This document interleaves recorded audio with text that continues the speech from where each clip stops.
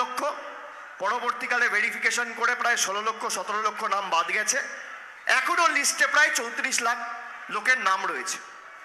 আমি আপনাদের বলছি, ঘর বাড়ির জন্য কোনো বিজেপি নেতার কাছে আবেদন নিবেদন করবেন না। তৃণমূলের পাশে থাকুন। যে পঞ্চায়েত থেকে আপনারা বাংলার জন্য লড়াই করে বাংলার হাত শক্তিশালী করবেন, সেই পঞ্চায়েতের যারা বাড়ির জন্য অ্যাপ্লাই করেছেন, আগামী 6 মাসের মধ্যে, এই বছরের ডিসেম্বরের মধ্যে প্রথম ইনস্টলমেন্টের ব্যবস্থা আমাদের সরকার করবে। আমি এই মঞ্চ থেকে কথা দিয়ে যাচ্ছি। কিন্তু বাংলার এই লড়াইয়ে আপনাকে বাংলার পাশে থাকতে হবে।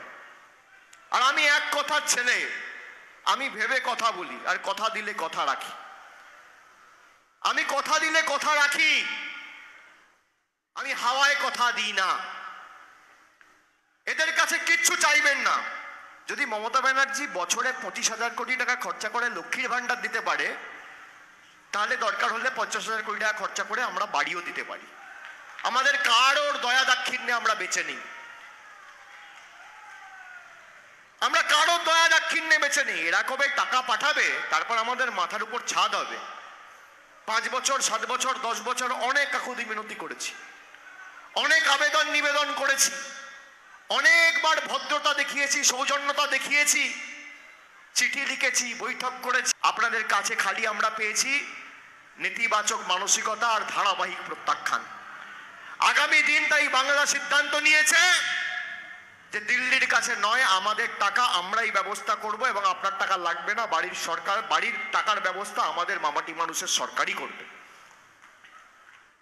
5 বছর যারা, 10 বছর যারা ক্ষমতায়, 2014 থেকে 19, 2019 থেকে 24, আমাদের অধিকার নয় এদের কাছ থেকে কাজের রিপোর্ট কার্ড চাওয়া।